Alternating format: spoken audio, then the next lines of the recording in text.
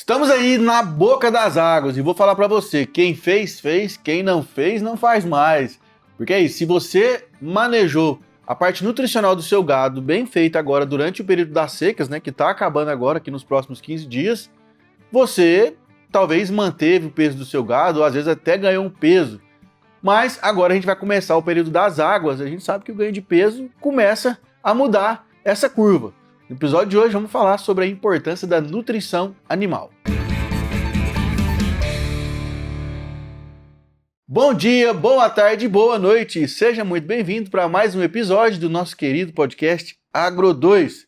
Para mim é uma honra, Pedro Maia, entrar aí na sua casa, no seu ambiente de trabalho, na boleia do seu caminhão, dentro da sua colhedeira, onde você estiver escutando esse podcast, satisfação de ter você aqui com a gente. E já que você está chegando por aqui, começando o episódio, aperta no vermelho aqui embaixo, se inscreve no canal, já vai deixando seu like, seu joinha aí pra gente, tá bom? Para o algoritmo entender que esse conteúdo tem relevância e vai te ajudar de alguma maneira. Então é isso, gente. Hoje vamos falar aí sobre a parte de nutrição de bovinos. A gente está terminando agora, né? Fechando o período das secas aqui, pelo menos na região centro-oeste, né? Que a gente sabe que é muito bem definido, questão de águas e questão de seca. Então, a gente sabe também que no período da seca, né, os bovinos, né, principalmente o gado de corte, ele ou mantém, ou se ganhar peso, são estratégias mais agressivas, porque a gente não tem a disponibilidade do alimento volumoso, que é o capim, e isso interfere totalmente aí na questão do ganho de peso dos animais. E, obviamente, para isso, vamos chamar aqui quem domina o assunto e quem sabe e tem propriedade para conversar com a gente. Nosso convidado, ele é atualmente sediado aqui em Goiânia e formado em zootecnia pela PUC Goiás e especializando em produção de ruminantes pela Exalc, USP. Ele atua com foco em nutrição e produção de bovinos de corte, cria, recria e engorda, confinada e a pasto, já tendo atuado em mais de 8 estados, como os Goiás, Mato Grosso do Sul, São Paulo, Bahia, Minas, Maranhão, Tocantins e Pará. O homem já rodou o Brasil, gente. E atualmente ele é técnico de ruminantes de corte pela Royal de Reus, que é uma multinacional holandesa, e atua nos estados de Goiás e Mato Grosso, com o intuito de buscar maior eficiência e sustentabilidade na pecuária. Então nós estamos falando do zootecnista Nátano Guilherme. Seja bem-vindo, Nátano. Prazer, Pedrão. Rapaz, com a apresentação dessa aí, a turma que eu atendo, a arroba do boi subiu mais R$10. Obrigado, cara. Satisfação ter você aqui com a gente, né? A gente estava conversando aqui antes nos bastidores que, na verdade, as contas dele só chegam aqui em Goiânia, mas o homem mora no trecho, porque ele faz 2 estados pequenos, né? Goiás e Mato Grosso, né? Isso, hoje a gente tá com 2 estados aí. Mato Grosso, mais ou menos, com 34 milhões de cabeça, né? E Goiás ali com as suas 22 milhões. É gado, hein? É gado, cara. É gado. E o foco da The Hills, igual a gente viu aqui, né? Cria, recria, engorda. Mas tem alguma cadeia específica, assim? É mais proteico energético, é mais concentrado? Qual que é a linha nutricional de maior share da The Hills? Hoje, para a gente situar quem é a The Hills, igual você apresentou, ela é uma multinacional holandesa que ela acaba participando de todos os segmentos animais. Então, suínos, aves, aqua, ruminantes. Então, ruminantes, ela atua ali, gado de corte, gado de leite, e faz também uma parte da linha PET. Então, assim, é uma empresa bem completa. Aqui no estado de Goiás, Mato Grosso, acaba que, tirando a região ali de Orizona, da linha de trem de ferro, que é leite, o resto é praticamente quase tudo corte. Então, o nosso share aqui, a nossa busca aqui, está sendo mais o gado de corte. Então, a gente trabalha aí nos confinamentos, trabalha gado de pasto, tem linha mineral, linha proteinada, proteico energético, ração, a linha de núcleos, premix. Então, assim, é uma linha bem completa. Perfeito. Ô, Nathan, a gente pode dizer aí que o zootecnista ele é o nutricionista do boi? Ah, essa aí é a melhor definição, né? A zootecnia, assim, ela tá bem especializada na linha de nutrição, melhoramento genético, mas eu trago um adendo bem importante. O nutricionista, ele é o avaliador de dados.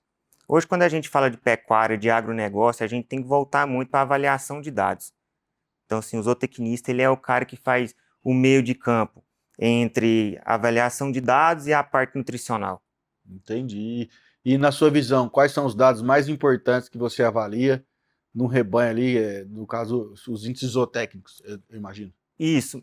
A gente pode dividir. Quando a gente fala de cria, que a gente contempla ali não só os bezerros, mas também as matrizes, então a gente traz mais os índices reprodutivos. Quando a gente vai mais para o bezerro, a gente está falando mais de peso, a desmama, desenvolvimento do bezerro. Quando a gente vem para a recria, a gente vai estar mais ali alinhado a desfrute da fazenda. Então, a gente vai estar alinhado também ao peso de entrada no confinamento, ao GMD que esse gado consegue estabelecer durante o ano, período de seca, período de águas. Quando a gente cai para o confinamento, a turma fica muito apegado a GMD. Quando a gente vai falar de GMD dentro de confinamento, a gente tem que ter em mente que o que o produtor recebe, na verdade, não é o ganho de peso vivo, mas o ganho de carcaça. Então, o que é esse ganho de carcaça? É ali onde o frigorífico tira as patas, cabeça, vísceras. Então, o produtor vai receber a carcaça em si. Digamos que é a parte líquida do boi, né? Que o Isso, frigorífico paga para o produtor. Isso. As métricas que eu gosto de avaliar dentro de confinamento estão mais atreladas ao ganho de carcaça diário do animal, ao quanto que ele come, ao quanto que ele converte. E é claro, em todas essas categorias, cria, recria e engorda, o que vai indicar se está dando certo ou não é a saúde financeira, né? Então a gente tem sempre que estar bem ligado ali ao quanto de lucro está deixando dentro da propriedade. Então, pode-se dizer então que é um trabalho, uma tarefa de casa que o produtor tem que fazer diariamente. Diariamente. Quando a gente está falando de produção animal, a gente acaba agregando fatores, é claro, produtivos, né? Que a gente sempre tem que estar ligado, fatores geopolíticos e os fatores econômicos. Então, assim, a gente tem sempre que estar fazendo esse meio de campo. A gente sempre tem que estar ligado ali como que está a produção. A gente sempre tem que estar ligado à geopolítica do local, porque isso vai variar impostos a serem arrecadados, o quanto que isso vai interferir na lucratividade da fazenda. Então, a gente tem que estar sempre ligado a isso aí. Perfeito. Nato, e na sua visão hoje aí pelo trecho que você roda aí, né? Você já rodou o Brasil todo, né? Como a gente falou no começo Boa aí. parte, né? Boa parte, né? Porque graças a Deus, né, o Brasil é um país que de norte a sul nós temos condições aí de criar animais de mamana caducando, né? Assim, terra boa, né? Abençoada por Deus, que tudo que planta, tudo que cria, produz, né? Graças a Deus. E, Nathan, e na sua visão, qual que você acha hoje que são aí os principais desafios, os desafios que os produtores enfrentam aí no quesito nutrição dentro das propriedades? Cara, quando a gente fala nos principais desafios, a gente tem que ter em mente de que a nossa pecuária ela é majoritariamente feita a pasto. Quando a gente fala de produção de carne, para te trazer um dado assim mais palpável, apenas 17% da nossa produção de carne é feita dentro de confinamento. Então, quer dizer, os 83% está sendo feita a pasto. Quando a gente vai falar de uma produção feita a pasto, a gente enfrenta uma sazonalidade de clima. Então, como você falou, aqui no Centro-Oeste, ele é bem definido. Então, a gente vai ter aí, basicamente, 6 meses, ou teoricamente deveria ser 6 meses de águas e 6 meses de seca.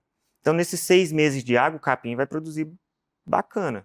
Então, ali a gente consegue entrar com a suplementação um pouco mais leve, digamos assim.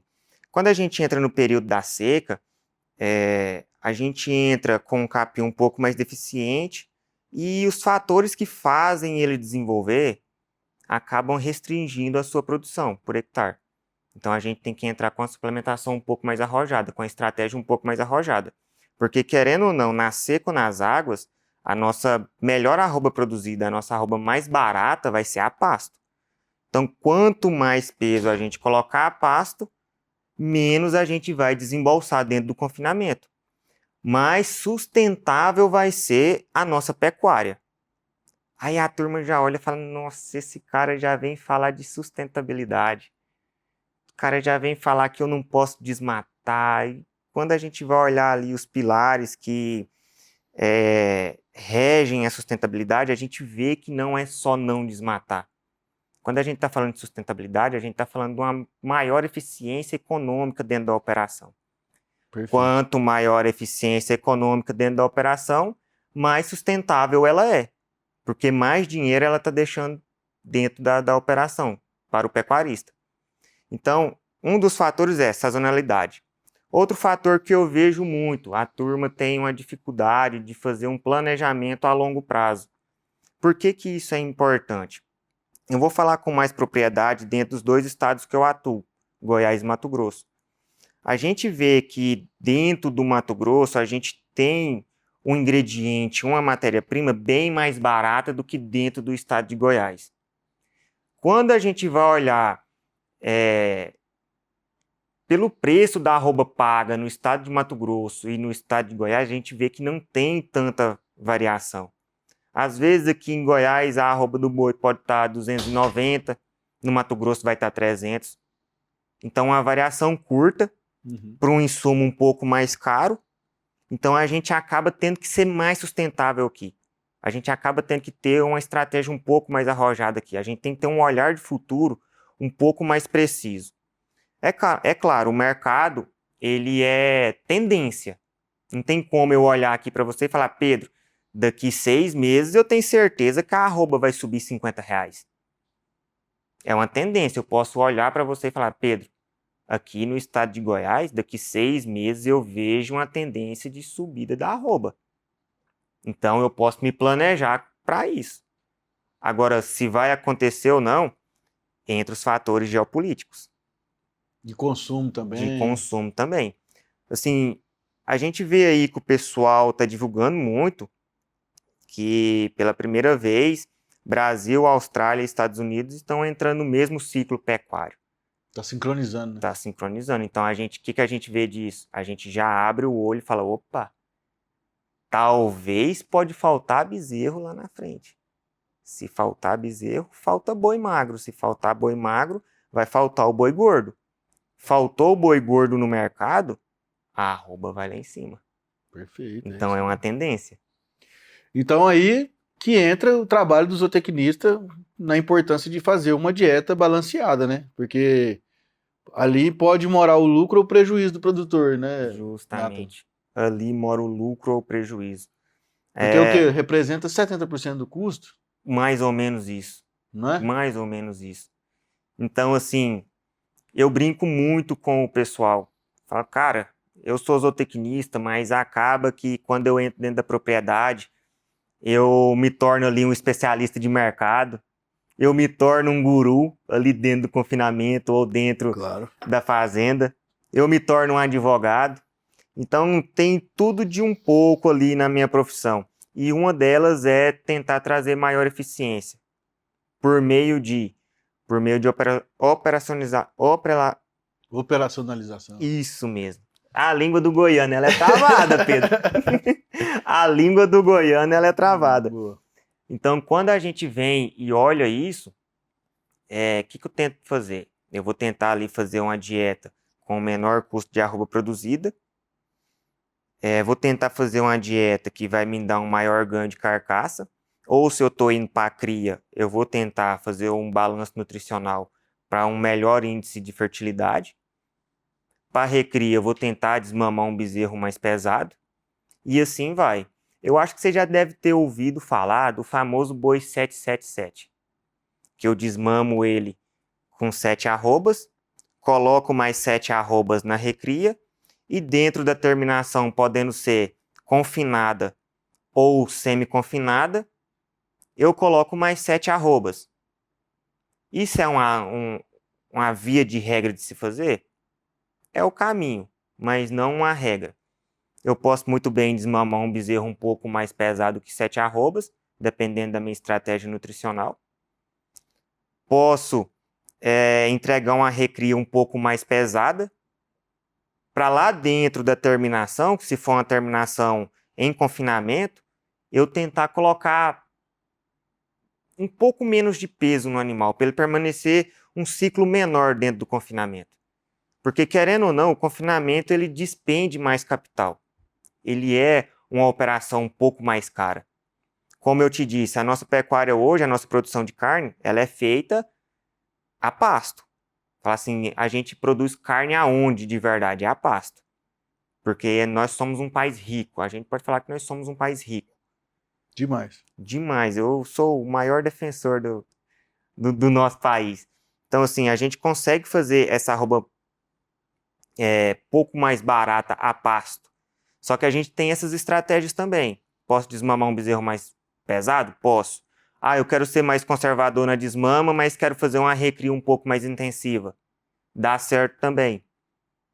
Porque lá na frente eu sei que na terminação vai me despender um pouco mais de capital. Então tem todo esse jogo de cintura. Qual a melhor estratégia a adotar dentro da propriedade? A que melhor se adaptar à propriedade. Cada propriedade é uma propriedade diferente. Ah, porque o meu vizinho faz assim. Os colaboradores do seu vizinho são um, os seus são outros. O maquinário do seu vizinho é um, o seu é outro. A sua estrutura é uma, a do seu vizinho é outra. Então a gente tem que fazer toda essa avaliação dentro da operação. Perfeito. E tem assim um tipo de dieta específico que é mais utilizado, por exemplo, para pasto, para confinamento, para semi-confinamento? Quais são os tipos de dieta mais utilizados? Hoje, você fala na terminação ou nas categorias? Isso, porque é categorizado, né? Então tem Isso. cria, recria e engorda. O que a gente... Cada ciclo tem uma exigência, né? Cada ciclo tem uma exigência. Perfeito. Cada ciclo tem uma exigência. A gente via muito o que acontecia na pecuária brasileira. É um produtor que ele queria suplementar somente no mineral. Então, quando eu falo de suplementação mineral, estou falando de uma suplementação que vai suplementar macro e micro minerais. E, inclusive, esse é um dos erros mais comuns, né? Dos produtores acharem que é só a suplementação mineral suficiente. Justamente. Né? Quando você fez a introdução ali, que você fez aquele adendo de, na seca talvez a gente mantenha ou a gente perde, e nas águas a gente consegue embalar, aquilo lá foi perfeito. Por quê? Nas águas a gente tem um capim, que no caso é o volumoso, que ele vai estar muito mais rico em energia e proteína. Então ali, o próprio nome já diz, suplementação. Então o que ela vem fazer? Ela vem complementar o que está faltando na pastagem. Ela vem complementar. Quando a gente traz para números de ingestão, para ficar mais claro para quem está nos acompanhando, quando a gente fala de uma suplementação mineral, a gente está falando de uma ingestão que vai corresponder a 1% de tudo que o gado está consumindo durante o dia. Então vai corresponder ali a 80, a 100, a 120 gramas. Então todo o resto tem que vir do pasto. Então beleza, eu estou na época das águas, eu consigo corrigir somente o mineral, se a gente estiver falando de uma pastagem mediana. Mediana para boa. Então eu consigo corrigir somente o mineral. Quando eu parto para a seca, a gente já entra naquele fator de sazonalidade. Então o meu capim ele já não está mais com o vigor produtivo. Então, primeiro esbarro que a gente tem aí, produção de matéria seca. A gente já fica estagnado ali. Então, vem aquela velha primícia. Para o animal ganhar, ele tem que comer. Se não tem o que ele comer, não adianta eu suplementar somente mineral. Entendeu? Entendi. Quando eu venho para a seca, o meu capim ele já está com um nível de proteína mais baixo, um nível de energia mais baixo. Então, a suplementação mineral, por mais que eu tenha quantidade, eu não tenho qualidade. Perfeito. A suplementação mineral ela não consegue dar esse gancho para ganho. Então, te trazer um número bem real. Quando a gente está na época das águas, com a suplementação mineral, a gente consegue um ganho aí em torno de 300 a 500 gramas, com um pasto mediano. Com um pasto mediano a gente consegue. Quando eu venho para a seca, esse ganho cai para 50 gramas. Isso se o animal não começar a perder. Então, esse é o primeiro foco. Eu vou fazer suplementação mineral o ano todo? Não. Suplementação mineral é para a época das águas. Se o produtor não tiver tão arrojado, se ele não tiver com o objetivo de um ganho um pouco maior. Agora, se ele partiu e falou, não, eu quero um ganho um pouco maior, eu quero aumentar o desfrute da minha fazenda. Olha para você ver como que a nutrição consegue impactar na viabilidade econômica da operação. Eu quero aumentar o desfrute da minha fazenda. Qual o caminho? Um dos caminhos é aumentar a taxa de lotação. Eu preciso abrir área nova? Não. Não preciso. Tem um estudo que mostra que há décadas atrás a gente tinha muito mais áreas de pastagem, só que produzia menos arrobas por hectare. Ao decorrer dos anos, imagine o seguinte cenário. A gente tem duas linhas. A linha de cima, ela significa a taxa de a área de pastagem, e a linha de baixo, a nossa produtividade de arrobas por hectare. Ao longo dos anos, o que a gente viu que aconteceu? As arrobas por hectare aumentou e a área de pastagem diminuiu.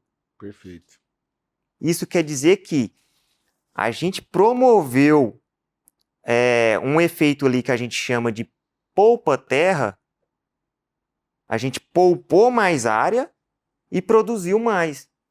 O que a gente fez com essas áreas?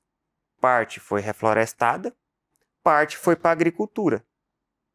E a gente aumentou a nossa produção de arrobas por hectare. Qual que é um dos caminhos para fazer isso? Suplementar o animal. Porque se eu suplemento, parte da ingestão de pastagem eu tiro dele e venho com um suplemento. Então eu consigo colocar mais animais em uma área e consigo aumentar as arrobas produzidas por hectare. Se eu aumento as arrobas produzidas por hectare, eu tenho uma maior eficiência. Então esse é um dos caminhos. Qual a melhor suplementação? A gente vê que somente mineral traz esse efeito que você falou. O boi ganha nas águas, perde na seca ou fica estagnado. Esse é o famoso boi sanfona que a gente tinha. Famoso. O famoso boi sanfona. Então a gente vê esse efeito. Quando eu coloco um suplemento, que eu coloco ali um pouco de energia, um pouco de proteína, eu vejo que na seca, em vez de empatar, eu consigo ter um ganho não tão grande, mas eu consigo ter um ganho ali que o animal não para, ele não estagna. Então era a mesma coisa assim, eu venho, embalo um carro. Na hora que o carro está bem embalado, eu pego e freio ele. Depois eu tenho que embalar esse carro de novo. Isso aí é a suplementação mineral. Agora, quando eu venho nas águas, consorcio uma suplementação mineral, a hora que chega nas secas, eu coloco um suplemento proteico energético, aí eu continuo embalando esse carro. Então, pode haver essa consorciação. E há os produtores que almejam objetivos maiores. Então, é suplementação proteica energética todo ano. Então vai muito do objetivo do gado, né, digamos assim, né? Isso. É hora de terminar esse gado aqui. Vamos dar um gás aqui, mais 90 dias para a gente chegar no peso de abate. Ou vamos fazer esse gado passar de fase, né? Primeira coisa que eu pergunto pro produtor. Da onde você está saindo e aonde você quer chegar? Se ele me fala, Nathan, eu tô com esse gado aqui, ele tá com X peso, lá na frente ele tá com 3X a mais, eu vou calcular quanto que ele tem que ganhar nesse período, vou analisar qual que é o sistema de produção dele. É toda a pasto? Vamos analisar o seu pasto. Quanto que você tem de produtividade? De área de produtividade, porque querendo ou não, a pastagem ela é uma lavoura. Sim. E ela precisa ser colhida de maneira correta. Então, por aí eu já trago esse gancho. Perfeito. E aí é só planejar, né? Justamente. Perfeito. E o que você diria hoje, Nathan? Peraí, primeiro você trouxe uns presentinhos pra nós, né? Trouxe um... Cadê, Pedrão? Pega lá pra nós, por gentileza. Ó, convidado bom é simples, gente, que traz presente. Aí, boa, Pedrão. Valeu, obrigado. Trouxe dois aqui. Vai, um fica pra você, né, Pedro? Ó, aqui, ó. Eu trouxe um pra você e o outro você deixa com a turma. Aí, ó. Mubi. Mubi é aquele do balde? Justamente. Que o gado lambe, né? Que fica no meio do Isso. pasto. Aquela é uma tecnologia exclusiva nossa da The Hills. Tô com absurdo, ó. É nada, moço. É falta de ajuste. Boa. É aquele que fica no pasto e o gado lambe, né? Isso, são os baldes de melaço. Aí, ó. Uma folhinha para fazer um calendário aqui para não perder os compromissos, ó. Uns bloquinhos de anotação e uma canetona bonita aqui, ó. Essa aí é a de assinar cheque, hein? Assinar cheque dele. Aí você desenterrou, hein, Nato? Não, a Pior turma... que tem gente que ainda usa, né, cara? Olha Ó, essa caneta e fala, ô, Nato, essa aí é de assinar cheque, hein? bonita, hein? Que isso, ó. Não tem bolsa aqui, mas vou deixar aqui guardado, ó. Valeu, cara. Obrigado aí pelos presentes. E aí, voltando ao nosso papo aqui, né? Vou deixar aqui meu presente aqui da The Hills. O que você diria para esses pequenos produtores aí que estão passando a rochada aí com a nutrição aí? O que eles têm que fazer? Cara, a primeira coisa é se planejar. Primeira coisa, se planejar. Hoje a nutrição ela já está muito avançada.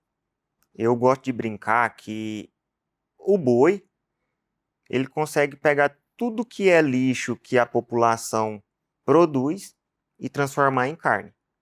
Por exemplo, a gente tem muito subproduto que antes era descartado no meio ambiente. Era descartado e hoje a gente consegue converter isso em carne. Vou te dar um exemplo que muitas pessoas elas não sabem. No Uruguai, no Paraguai, nos Estados Unidos, dentro dos confinamentos a gente consegue pegar maravalha e colocar dentro do confinamento para produzir carne. Que isso? Maravilha é Casca de pau. casca de pau, ué. A gente consegue colocar. Então, hoje o mercado tem muito disso. A gente vê que tem muitas estratégias a serem adotadas. Mas para a gente conseguir colocar as estratégias em práticas, a gente tem que ter objetivos. Para a gente ter objetivos, a gente tem que se planejar. Fiz o planejamento, vamos fazer mensuração de dados. Isso é muito importante, Pedro, muito importante. Eu tenho, ao longo da minha carreira, como você falou lá no começo, até gostei muito daquela apresentação, tá doido? Assim, eu andei muito, conheci boa parte do país e vejo que muitas pessoas ainda não mensuram o que produzem. Perfeito. Não mensura o que produz, não sabe o que roda no fluxo de caixa. E coisa básica, né? Às vezes Coisa nem pesa básica. o gado, né? Às vezes nem pesa o gado, não tem uma balança. Produz carne e não pesa o gado. Como a gente vai produzir uma matéria-prima que é vendida no peso, vendida no quilo, e não pesa o que está saindo da fazenda. Brabo. Então, às vezes o produtor confunde receita com lucro. Boa. Entendeu? Entendi. Acha que tudo que entrou ali é para queimar, né? Tudo que entrou ali, ele não consegue mensurar quanto que ele está gastando de combustível, ele não consegue mensurar quanto que está indo de energia para essa produção. E De reposição, que ele tem que recomprar os animais que ele vendeu. Reposição que ele tem que colocar. Aí quando a gente olha isso e a gente entra mais a fundo na propriedade, às vezes eu chego e pergunto, quanto que o seu bezerro está consumindo de suplemento? O cara chega e fala, me liga, Nath, tá comendo muito. Tá comendo muito, tá comendo muito. O que é muito? O que é muito? Aí eu chego lá, beleza, tá comendo muito. Primeira pergunta que eu vou fazer, tá comendo quanto? O cara já não sei. Eu sei que eu tô colocando lá e tá sumindo. Perfeito. Aí que vem a pergunta, mas tá sumindo por desperdício ou tá sumindo por consumo? Entendeu? Entendi. Então, às vezes, sim, o controle de estoque ele não é realizado. Uhum. Se o controle de estoque não é realizado, o que está entrando ali, muitas das vezes o produtor não tem na mão. E o que está saindo, mesmo que para consumo animal ou para produção de carne, ele também não tem. Ah, eu sei que no final eu matei uma boiada aí que o frigorífico me falou que deu X peso. Então, assim, sai porteira afora, ele tem que confiar num terceiro. Olha como que o buraco é embaixo, Pedrão. Eu venho cá e te vendo uma mercadoria. Eu não sei o quanto a minha mercadoria vale. Eu não sei o quanto a minha mercadoria vale. Quem vai me falar quanto a minha mercadoria vale é para quem eu estou vendendo. Complicado, hein? Então, se o cara assim, não souber o custo dele, ele toma prejuízo e não tá sabendo, né? duas premissas. Vamos montar planejamento e vamos mensurar dados. Perfeito. Show de bola. Nato, brigadão, cara, pela sua presença Eu aí. que agradeço.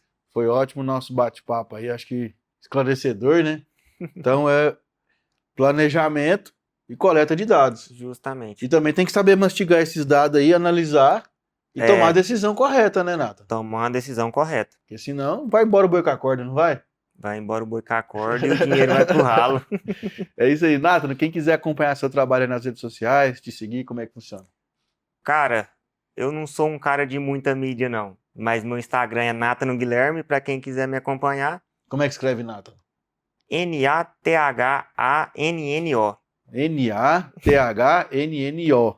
Nathannno. Nathan. Minha mãe já olhou e falou, vou pôr um nome complicado nesse menino. Você botar esse nome no Instagram, vai ter só ele. Vai ter só eu. Minha mãe já olhou e falou, não, vai que esse menino fica importante, eu vou colocar um nome diferente. Mas o Pedrão vai colocar aqui na edição do vídeo aqui embaixo aqui para você seguir o Nathan. É isso aí, obrigado também pessoal da The Hills aí pelos presentes, né, por ter cedido o Nathan aí, que o cara tem agenda complicada, né, muito compromisso aí. Imagina o cara trabalha no Goiás e no Mato Grosso. Irmão, Mato Grosso, uma fazenda perto uma da outra é 100 quilômetros. Você tá doido, tem que andar demais, né? Qual a região que você faz lá? Tudo, o estado inteiro? Tudo. Desde entrando no Vale do Araguaia aqui até o Pantanal do Mato Grosso. Até na Juína, lá em cima, lá? Até na Juína. Puta merda, coisa boa. Isso aí. Bom demais. Moçada, e você que assistiu mais esse episódio, valeu o seu like, não valeu não? Valeu o seu compartilhamento e a sua inscrição também. Então clica aqui embaixo e se inscreve no canal, compartilha esse conteúdo com quem merece.